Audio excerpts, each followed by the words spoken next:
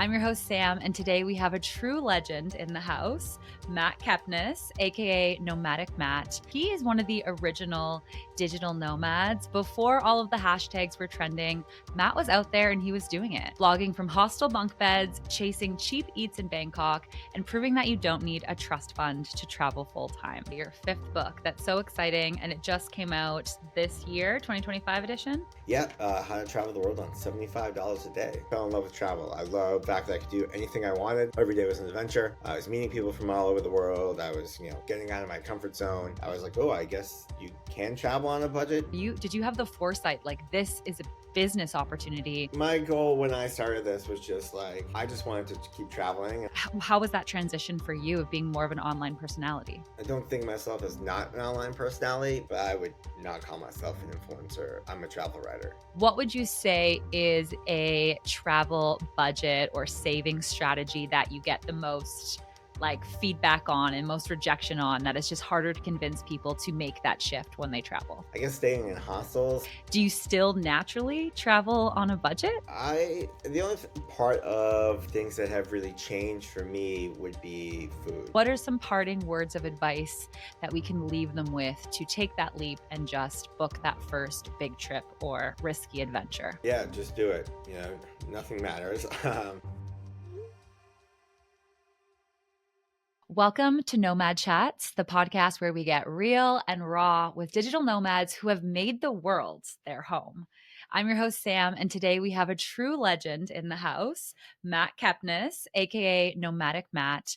If you are not familiar with his work, he is one of the original digital nomads. Before all of the hashtags were trending, Matt was out there and he was doing it, blogging from hostel bunk beds, chasing cheap eats in Bangkok, and proving that you don't need a trust fund to travel full time.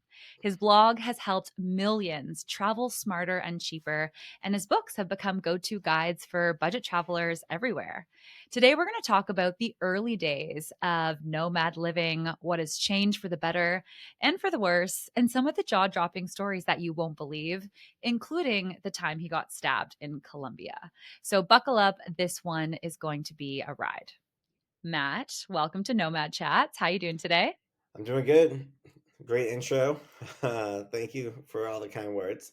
Of course. No, it's so impressive. It's amazing. And you have joined us at Safe Doing for our webinars in the past. So it's so great to see you again. Our audience loves learning from you. So today we're going to extract some of that wisdom, hear what you're up to, but also get a little bit more personal and see if we can know a little bit more about your life. So an easy one to start with. Where in the world are you joining from today?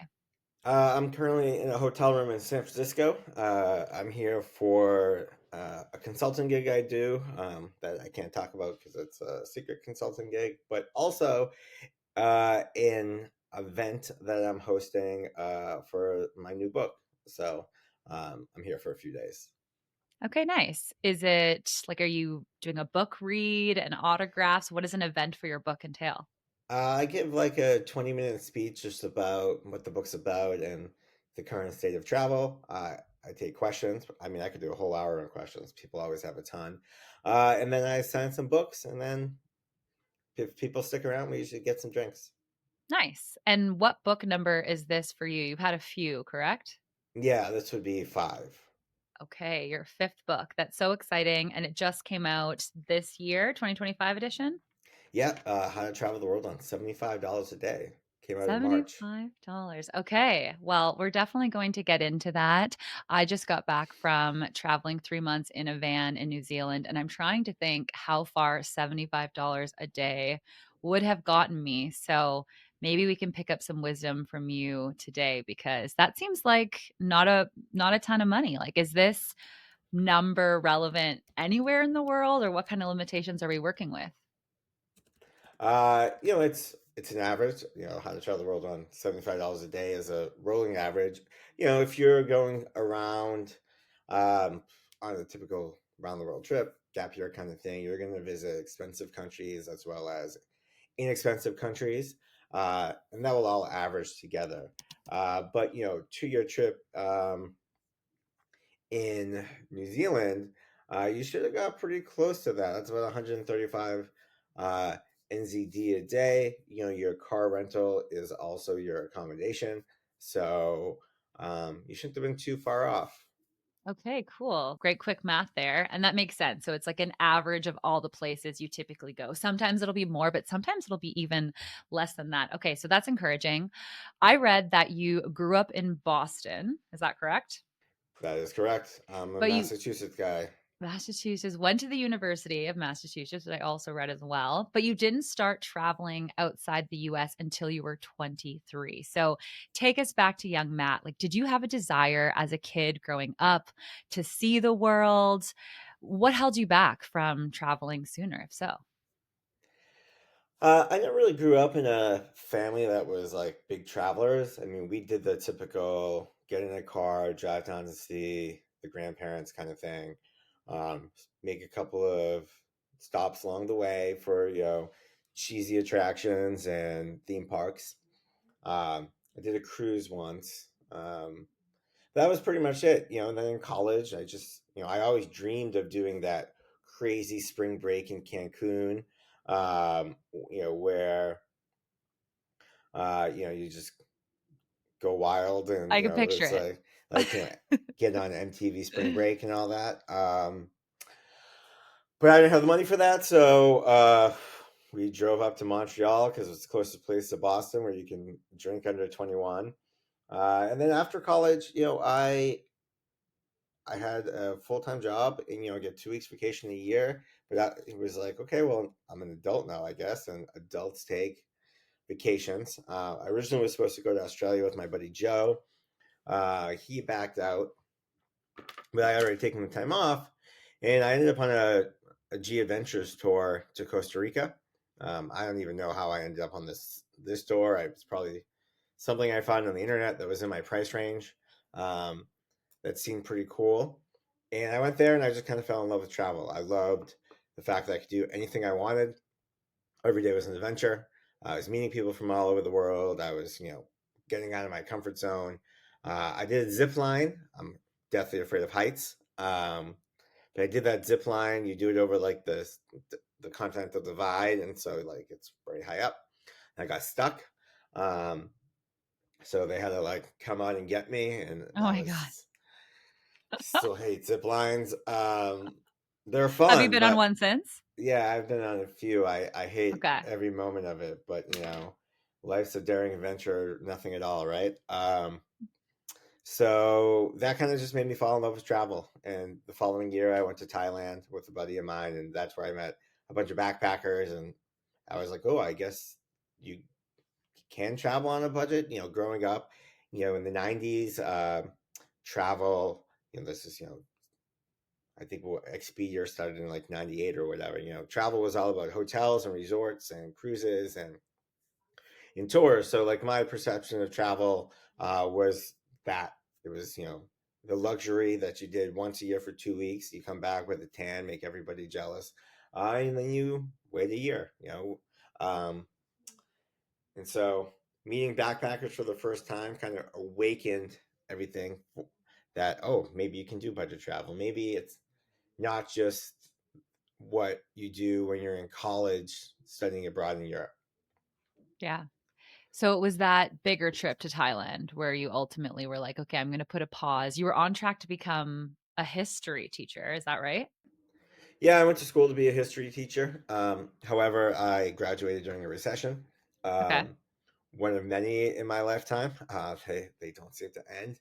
Um, and so my mom worked at a hospital, and she knew some people at a different hospital, so they kind of got me an administration job. Nepo, I'm a nepo baby. Nepo Uh, baby. and so I ended up in healthcare administration for like 3 years. I had a number of different roles. Okay. And I guess if the history teacher lifestyle would have worked out, knowing everything you know now, hundred plus countries that you've been to, all your experiences, do you think you would have been satisfied with the lifestyle of just 2 weeks of travel a year teaching in the Well, US? as a teacher, you get your summers off and a bunch of vacations. That's true. I don't know. Somewhere in the multiverse, there is a version of me as a teacher.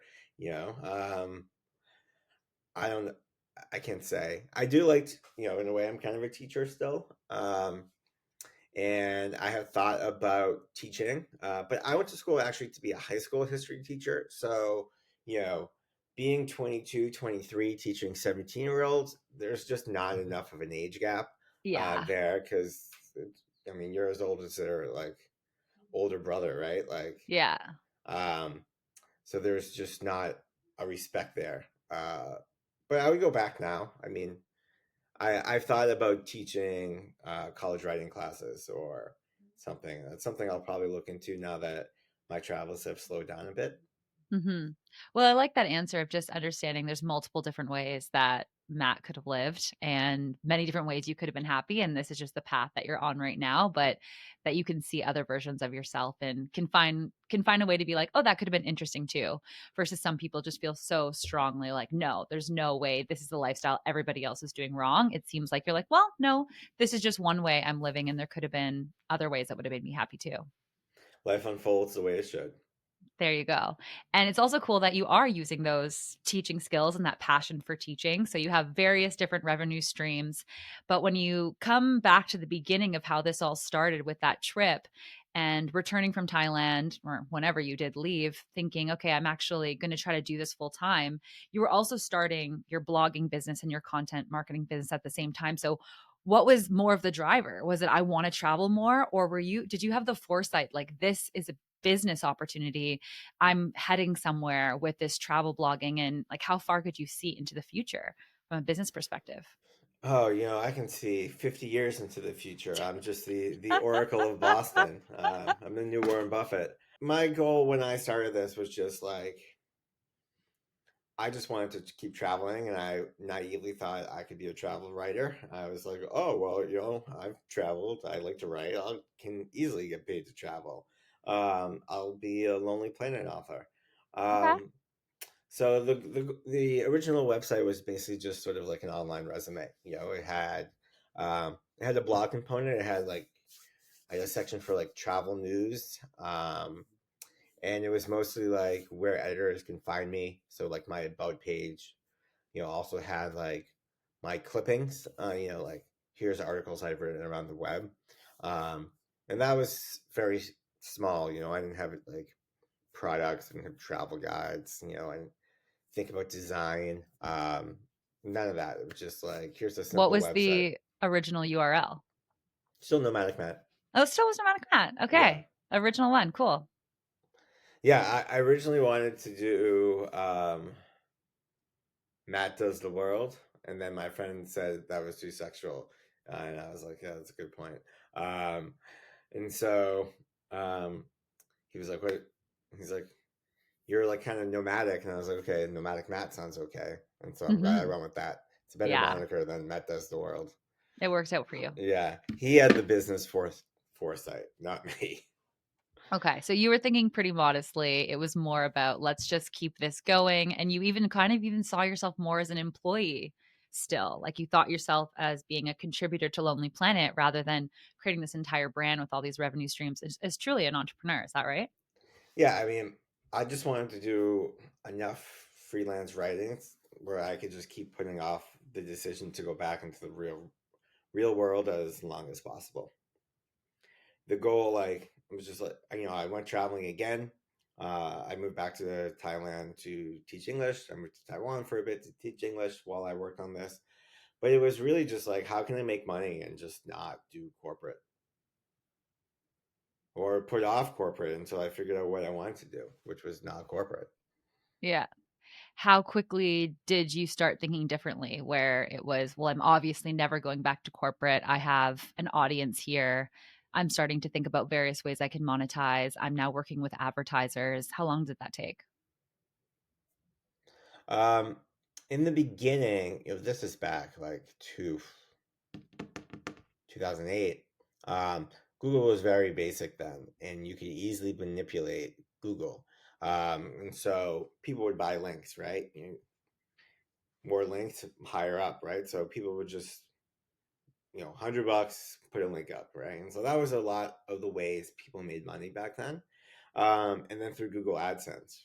Um, and so I started as sort of like one of those scammy affiliate marketers. I did that on the side where like I made terrible websites that was were designed simply to get people to click on Google Ads as well as sell links on.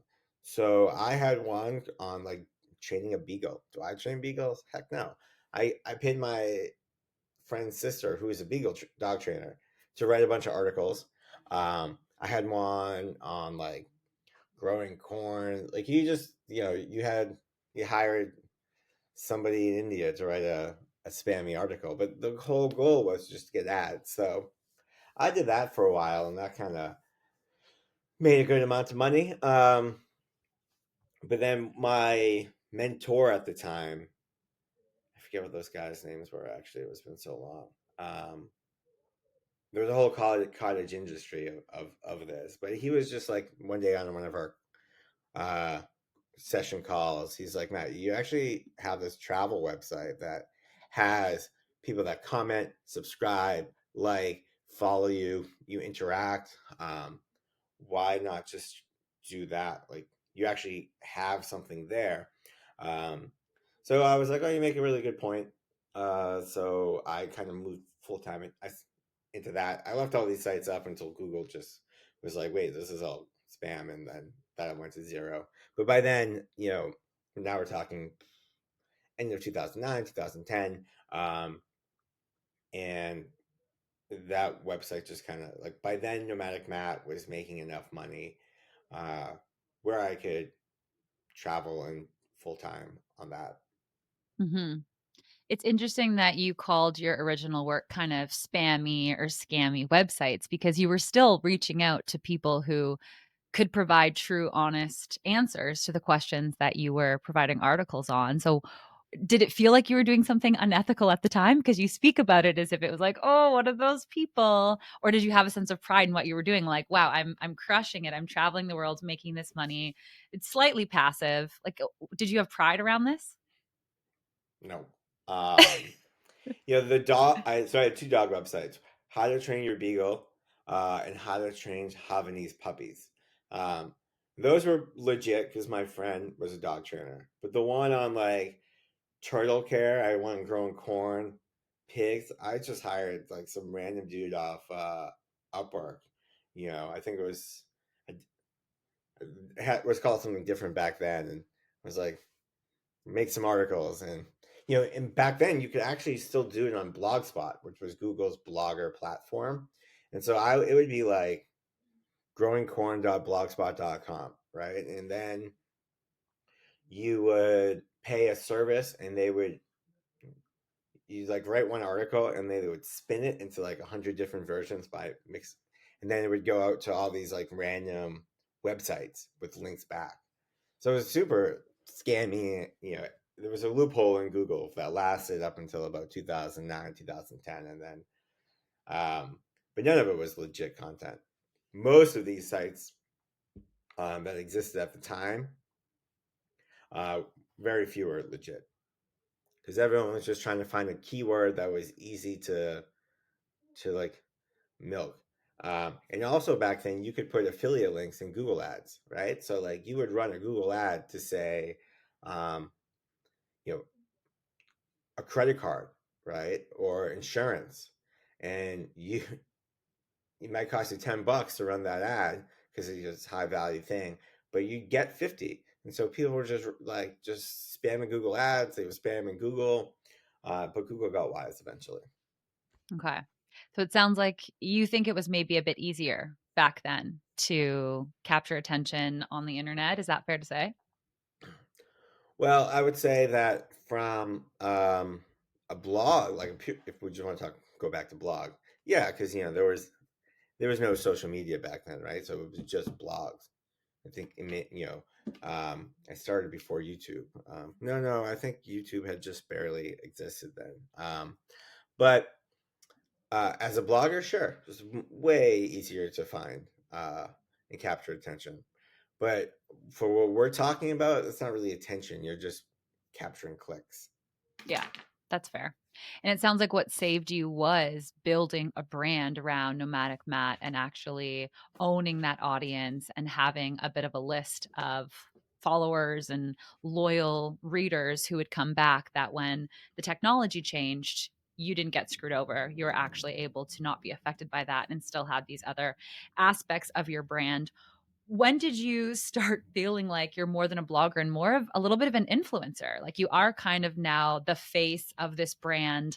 You do have to show up more consistently on social media, do video. We want to know about your personality. You're no longer just this person kind of orchestrating behind the scenes that you can travel.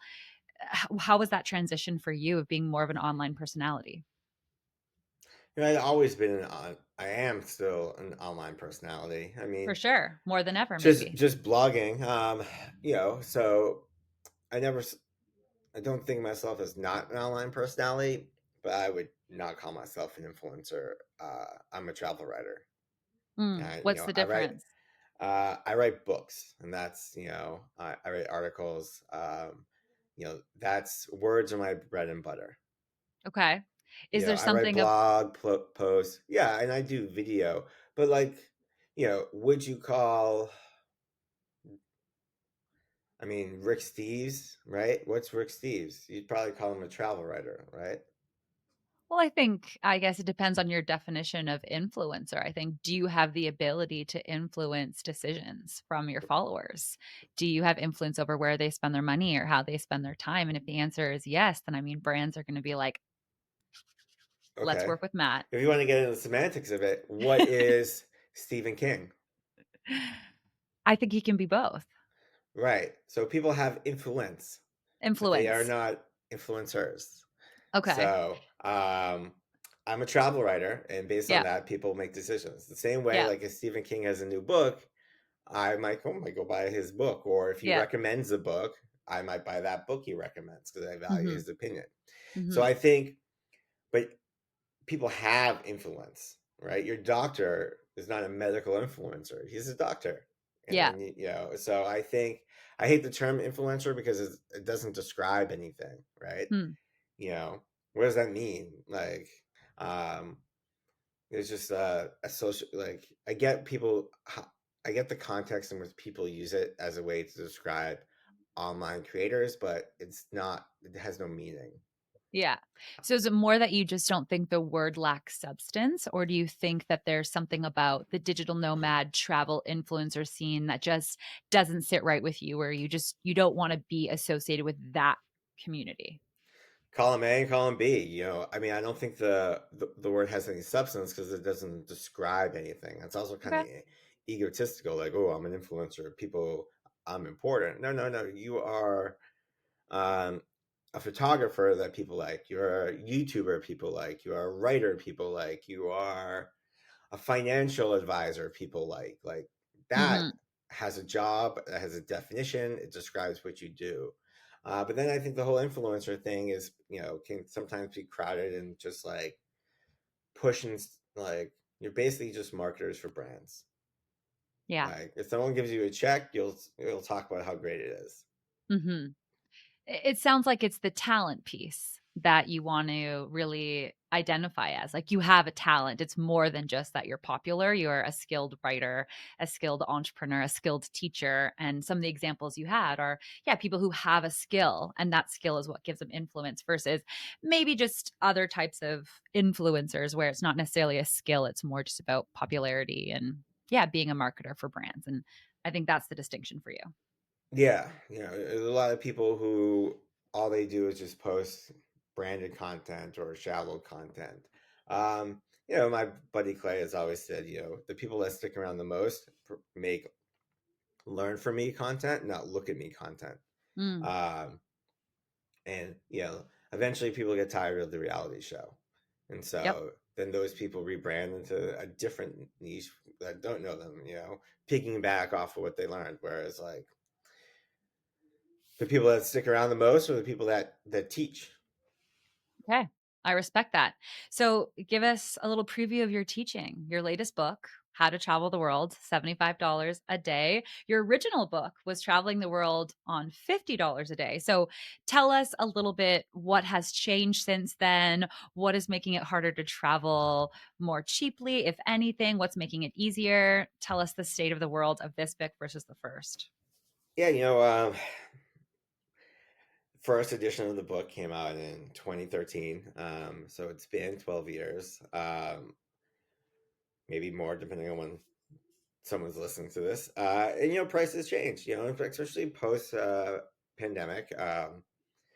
Inflation has gone up, and so when I wanted to update the book, because the last book update was in 2017, and originally that was going to be the third and final edition, but then a lot of global changes happened, and I didn't want a book that was so out of date because COVID really changed how we travel, and so many companies are out of business. You had STA Travel, which had been around since the 70s. They went under. Oz Experience, Bus About, these decade-long companies gone. Round the world tickets, nobody uses them anymore. The whole points and miles thing has changed. New insurance companies have kind of popped up. And so hostels had gone, it was just like I was like, I got to update this one last time. And so what I thought would be, like an easy update, by the time I got rid of all the all the stuff in the book, there wasn't much left. And so there's about 80% new content here. Really Wow, diving that's a into, lot. yeah, really, in Southeast Asia, I just like, there's no trains. Thailand has trains, and there's a train in Vietnam, but that's about it. But no, Laos has a train. Cambodia is rebuilding their train system. You, so you have that. You have there was this really great bus. They were called the Naked Bus. Nobody got naked on it. It was in New Zealand. Cheap fares Hmm. gone. Yeah, I didn't hear that. They offered really good bus passes. And so you just have like countries have changed. When I first started traveling, if you went from Paris and you wanted to go to Nice, it would take like the whole day. Now they have a full, like a real high speed train. I think they make one stop in Lyon. It takes like 5 hours, right? And so you just have so many things that have been different that I just like, I need a new edition. Um, and so I really wanted a book that really talked about the prices of how much things, more accurate prices, as well as the newer ways to save. Hmm. That's respectful. It's like updating your old content. It's like, why sell something if you really don't believe it's your best work and that it really is outdated? I'm sure going back to that ethical piece, it just doesn't have that same sense of pride where there's updates, you can have better content. So 80% new material. I love that. What do you think are some underrated saving tips? Give us a sneak peek of something in the book that we should keep in mind when traveling in 2025 and beyond. Yeah, so many, right? Your But favorite underrated? I don't think enough people visit tourism offices when they travel. Um, Mm, that's these, controversial. I mean, I didn't visit any until like 4 or 5 years. I was probably a writer when I started doing this, just because I was like, oh, why would you go there? Um, and I think, because it seems like, oh, that's all they have is like cheesy discounts to like torture museums and like medieval stuff and like Totally. Madame Tussauds, and then a map. But who needs a map? You have Google Maps. Um, but they are staffed by people who live in the city, who know what's going on in the city. It's their job not to know everything. And they do have sometimes exclusive discounts to attractions, right? That you can't get elsewhere. And they sell tourism passes, so you can get the museum pass. So if you're going to go to multiple things, you buy like that little tourism card and one one pass to get into everything, one low price. But also, they know like, oh, there's a festival going on. There things like you can spend a bunch of time googling, or maybe you come across on Instagram, but all in one place. Like, here's a festival that's happening. These museums are free because some art exhibit is going on. I don't know, like millions of examples. But also, again, they live in the city. So you can say, hey, when you leave work, where do you and your friends go for drinks? Like where do you get lunch, right? You're not getting lunch at the place filled with tourists, right? You're not getting lunch at the, you know, in Times Square, right? Or next to the Louvre in um where the menu's in 10 different languages, right? So like you can ask them these questions and really get off the beaten path. Okay, that's a great tip. I would never think to do that. I also have associations of it's going to be kind of basic. They're just going to sell me some tours that I can Google, and that's not really what I want to do anyway. I want to do something more unique. So, okay, great tip. What would you say is a travel budget or saving strategy that you get the most like feedback on and most rejection on that is just harder to convince people to make that shift when they travel? Um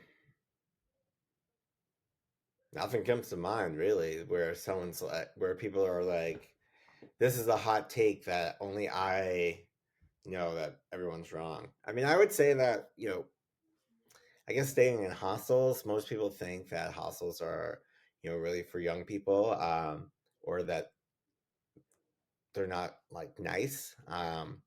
There's still that perception. Mhm. Um, but I would also say that hostels have changed a lot, and like you can go to get private rooms. You know, most private rooms have bathrooms. Hostels have really gotten a lot nicer. And there's, you see people of all ages there. Mhm. So don't be afraid to stay in a hostel. Like, when I talk about hostels, people are like, well, I don't want to share a room. I'm 45. It's like, okay, well, get your own room. And then, Mhm. obviously there's party hostels where everyone's like 20 years old and getting drunk and loud, but there's hostels that cater to families, school trips, older travelers. It's read the reviews, pick your Mhm. poison. When is the last time you stayed in a hostel? Do I was you in still Peru do when it? I was in Peru. I mean, that was my last big trip. I was in Peru in November, Okay. 2024, and I stayed in hostels pretty much the whole trip. Private rooms? Always private room. Okay, okay. I don't do And, dorms. you're obviously in a much different financial position. You've had quite a successful career since those early days of traveling in your early 20s on a budget. Do you still naturally travel on a budget, or has it changed much for you now that you have more money, and in what ways has that, like, budget acumen stayed with you? Um, I the only part of things that have really changed for me would be food. Um, I eat out at a lot nicer places now. I'm willing to have one meal um, where it's like Michelin rated, or it's more than $75. But other than that, I'm still like a take public transportation kind of guy. I'm the friend that's like, it's not far. We can walk there, and the walk is like 10 miles. I I stay at hotels. Like I said, I'm in a hotel right now. But this is on points. So if I'm staying at non-budget accommodation, it's usually on points. I fly a lot on points. And so I still like that style of travel. And I also find it's more real because it forces you to get out of the comfort of luxury travel, which I find very isolating. Like if I'm in a resort or a five-star hotel, it's like you don't really feel connected to the destination. Got it. Okay. Well, I respect that. Love that you are continuing with that spirit, and it's authentic. Like, it's more than just a book that you're trying to sell. It's truly a lifestyle, and it's what you believe, and you can tell it's authentic. So thanks for that. Okay, you've had some wild travel stories, of course, being to so many places around the world. This is my fourth time sitting down and interviewing you, and I don't know this story, the story of you getting stabbed in Colombia. So, what can you tell us? When was this? How dramatic is it actually? It sounds dramatic. Tell us the story. It was just a giant blade to the gut, and I was bleeding out. Did you have Clear, travel insurance? I did. Nice. Um, this is like 2019. Okay. Yeah, Colombia, a lot of petty theft. and so I was there for 6 weeks. I was actually in Bogota. It was the end of my trip. It was my last stop. I actually extended my stay because I really like Bogota. Like it's got a gritty feel to it, and, a lot of petty crime there. But I felt it was the most Colombian of destinations, where like Medellin, so many gringos there, and Cartagena is like very touristy. Cali is very Colombian too, in the sense that like there's just not a lot of tourism. But anyways, I really like Bogota. They got this rule called no dar papaya. It's an idiom, basically means don't leave. Literally translates to like don't give papaya, which is like don't have something sweet around that tempts people to take, i.e., don't keep fancy stuff around. And I was really good about that. Especially like during the day, you're kind of okay. Like, got to the point where like depending on the neighborhood, I'd have my phone out. I put my earbuds in to listen to music. But generally, you don't really want to do that. And so it was like close to sunset, and I was kind of absent-minded, and I walked out of this cafe texting a friend. Um, for like the first time, I had like left a place with my phone in hand, and of course, someone tried to take it. But rather than grabbing it and keep running, they went backwards, which then your fight or flight sets in because it's like a pulling motion. So immediately you're like tussling and yeah, and so I thought he just had a small little box cutter knife. But yeah, just um, but then I'm yelling. You're all pumped up in adrenaline. I don't feel a thing because it's small. I mean, if it was like a giant knife, right, I would have felt it a lot more. But where is this puncture? Where is he stabbing you? Uh, Arm and back. Oh my gosh. Um, because we're like moving around. So eventually he runs away. I don't realize I'm being stabbed, and the, all these locals come and help me, and they're like, "Sit, sit." I was like, "No, I'll be okay." It's like, I'm just sore from him hitting me. But no, they're like, "No, no, come on, sit." And then I take off my jacket, and it's just gushing with blood. Oh my god.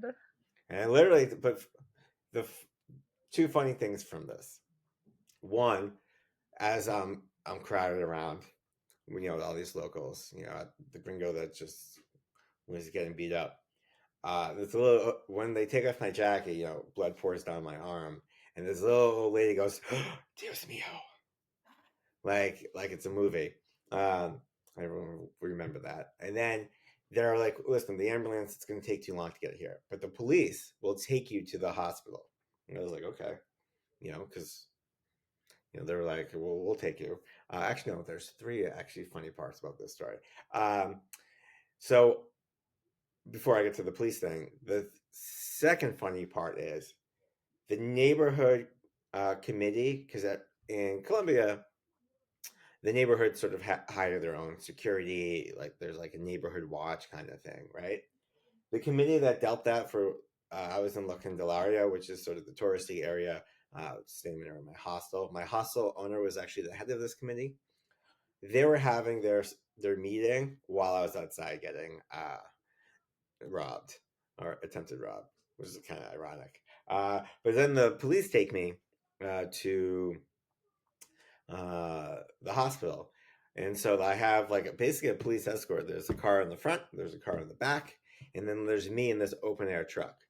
Right, so we're just racing through the streets, and we get stopped at this light, and this little kid points at me and kind of laughs. And you think, wow, that's terrible. He's laughing because you're stabbed. No, he can't see any of that. He's probably laughing because he thinks I am a young, stupid gringo who just got arrested for drugs. Right? Mm. Because it makes sense. Classic. Why, Yep. you know, like I got a police escort. They're taking me somewhere. There's guys with guns next to me. Oh He's my like, haha, gosh. you got caught. Yeah.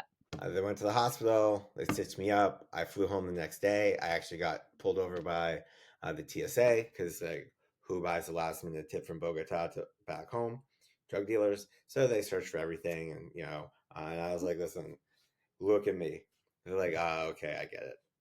Oh And my so god. Were you went to. meant to go home the next day or was this like I was meant to go home like 3 days later, but okay. I was like, like I don't trust this healthcare system. So, Fair. I mean, they were gonna let me leave without putting bandages over my stitches. So I was a little like, so like you're gonna have to pay for it because they took me to a public hospital. My hostel owner eventually came to help translate, and she's like, "I would have taken you to the private hospital." I was like, "It doesn't matter to me anyway." I mean, the whole thing was like $70, right? X-rays, everything included. But I was like, I'm not fucking around with this. And so, yeah, my doctor back home was like, the stitching is really good. And I was like, well, they probably do a lot of stitches. It's their specialty. But so they gave me some pain meds. And yeah, it was all on my left side. So like, which sucks because I sleep on my left side. So I Mm. had to like always, and I can't sleep on my back because I had to basically relearn how to sleep on my right side. It Mhm. was very uncomfortable, and of course you're Mhm. in pain all the time, and you know post Oxycontin or scandals, they don't really want to give you the good stuff. Um, Luckily, I my mom had some of the good stuff, and we knew the doctor, so he gave me just a little bit to last. But I had this giant bruise on my arm from it that was just black and blue for months. Jeez. Yeah. Wow. I mean, a story like that could be the end of someone's travel forever. Have you been back to Bogota since 2019 stabbing? I have not, but that is not because I don't want to go to Colombia.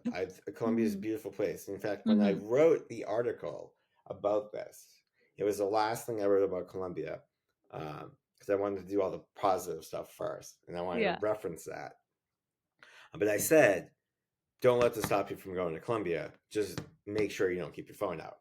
Um, I would go back. I haven't had the time. It's a big world, right?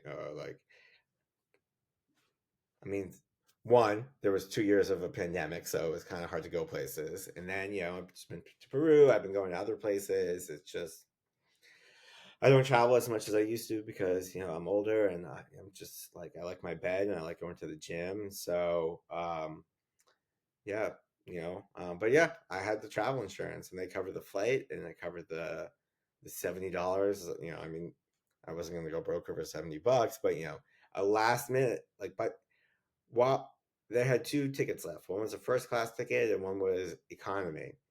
By the time I actually got to the booking process, um, all that's left was first class. Again, major red flag for the TSA. Um, Ugh, but I'm glad because I had more space, it was like more no comfortable. kidding. But that was covered by insurance. And so yeah, um, Okay. always have travel insurance. And I've also popped an eardrum scuba diving in Thailand. Again, $30 bill or whatever, right? Covered by insurance. Dropped a phone, broke a camera, covered by insurance. So it's always good to protect yourself. Yeah, absolutely. Okay, well, thanks for sharing that with us. Very intense. I'm not sure how I would recover from being stabbed in Colombia. So good for you for speaking about it so lightheartedly and still speaking so fondly of Colombia. I think that really speaks to like it's one part of an experience that can happen there. And it's probably pretty rare as long as you follow all of the best practices. Yeah, I mean, it's less rare than you think in Colombia. I've had a friend who's been robbed at gunpoint multiple times. But again, he doesn't follow the rule. No dark Okay. papaya. Like live by that rule. There you go. Okay, you have mentioned a couple times, I don't travel as much anymore. So, what is one hard truth about long term travel that you think people are not talking about enough? That is maybe you've talked about your bed, you've talked about a gym, but like tell us a little bit more about the truth about long term travel and why things are changing for you. I'm older. Permanent travel is a young person's game. Um, Why? yeah. Uh, Let me rephrase that. Permanent travel is a newbie's game because or slash younger person's game. If you're 45 and you're just like quit your job or out of a divorce or whatever, right? Major life change, and you're going for a year or two, like it's new, it's fresh. 5 years, 7 years, you kind of need some stability in your life. If you're 28, 30, whatever, like beginning of life. But when you're 43, like you get tired, you don't want to go out all the time. Like it's just there are phases of life, and Yep. I love to travel. I can do it all the time. I do it all the time, but like I don't want to be gone for more than like 3 or 4 weeks. You know, I'm very the older you get, health becomes a concern. You don't bounce back as quick, right? Like go out drinking, whatever. Next day you're up. Me, I go out drinking. 3 days from my life are gone. If I wake up with a hangover, no. Yeah. And I like to work out and eat healthy, and it's hard to do that. And I have a comfy bed, and it's like all those memes you see. It's like in your 20s, like you know, drinking till 5 a.m., wake up 7 a.m. running a marathon. Drinking in your 30s. I can't sleep without my weighted blanket, my special pillow, like, and it has to be dark, right? And so, like, it's just, phases of life. Yeah. I mean, these things are solvable. You could travel without drinking and you could find a gym. I think it's more you're just kind of like ready for a new phase. You're ready for something new. Like you said, like if you're in your late 40s, 50s, 60s, whatever, and you're doing it for the first time, of course, it's new, it's exciting. It seems like you've kind of like lived that and it's not like it's gone, but you're ready for a new challenge or something new in your life. Maybe? Sure, I find like I don't, you don't have to drink. A lot of people don't drink. And yes, I do find gyms when I'm on the road, but it's not the same. You're not as consistent, right? Like today, I had to eat this stupid hotel breakfast that was way overpriced. But it's not the same as waking up in the morning and cooking my own breakfast, knowing what all the ingredients are, right? It's not. Yep. Um, it's just not the same. Like I can still go out and buy a salad, but not the same. Yeah. Um, and when you're traveling, you have infrequent meal times. You might be at the airport and you're eating airport food, or you're on a plane during lunch and you're getting that like snack box.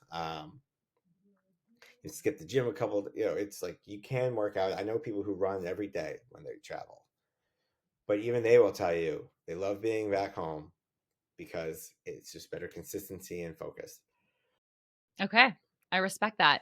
So we're almost out of time. I want to do a little game of love it or leave it. And then we're going to leave our audience with some, parting words, some advice, some inspiration about those who might be new to the digital nomad movement. So, okay, first one, I'm going to share some like trending, popular travel things that are happening right now. And I want to hear from you. Do we love it or would we leave it? Okay.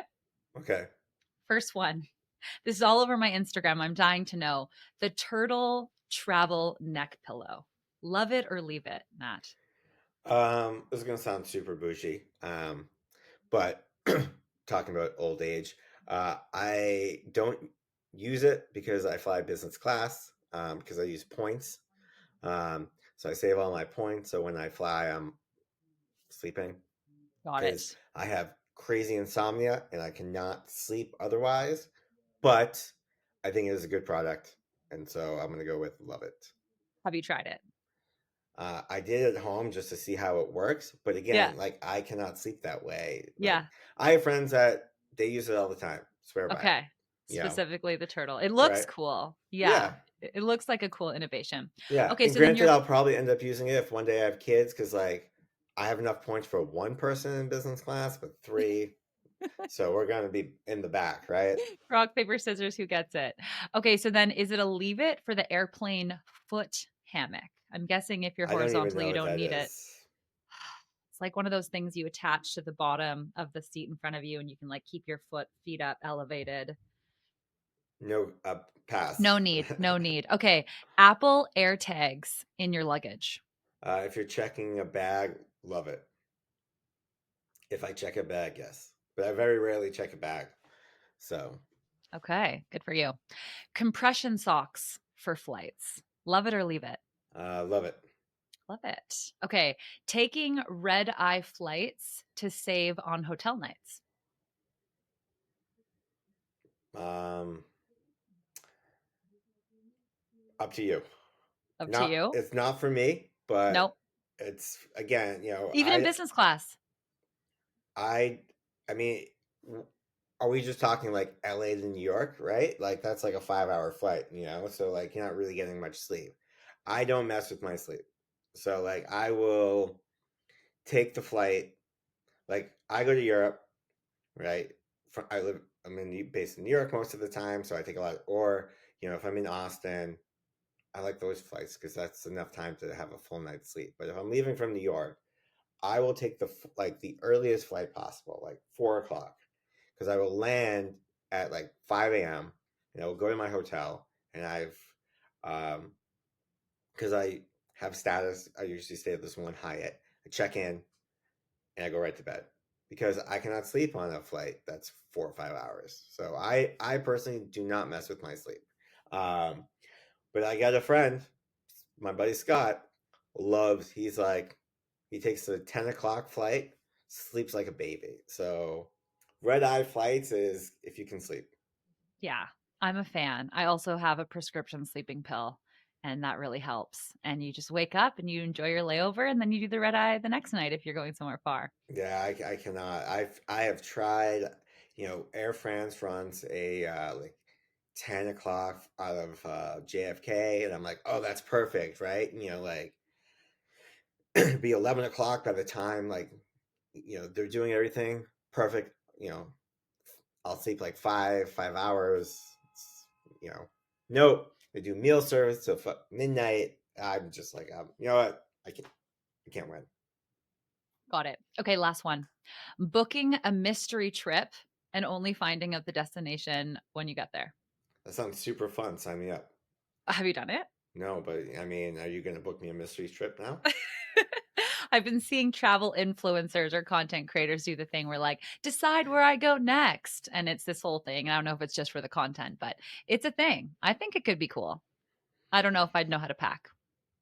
Okay, closing. Matt, you've been in this game for a while. Some people have not even entered the world of quitting their corporate jobs and traveling the world and getting to see some of the experiences that you, myself, so many of our listeners have benefited from. But maybe they're feeling overwhelmed because they haven't done it yet. What are some parting words of advice that we can leave them with to take that leap and just book that first big trip or risky adventure? Yeah, just do it. Nothing matters. We're all gonna work till we're dead. So like, just go. I mean, if you're worried about like, I don't know if I have the skills to do this, just remember, somewhere in the world right now is some 18-year-old high school graduate or secondary school, wherever you're listening in the world, whatever you call that. Um, Here in the States, we call it high school, right? Who is backpacking around the world for the first time, making their way, surviving, having the time of their life. If they can do it, you can do it. They 100%. probably Okay. don't even speak any other language. Like, yeah, some of them do, but like, there's someone out there who only speaks English or French, Spanish, whatever it is, and they're making their way. So, like, if you have survived in life longer than 18 years, and if they can do it, you can also do it too. You got it. Okay. Thank you so much for coming on the show. It's always great to sit down with you and hear more. And until next time, everyone, join us on the next episode of Nomad Chats. Bye, everyone.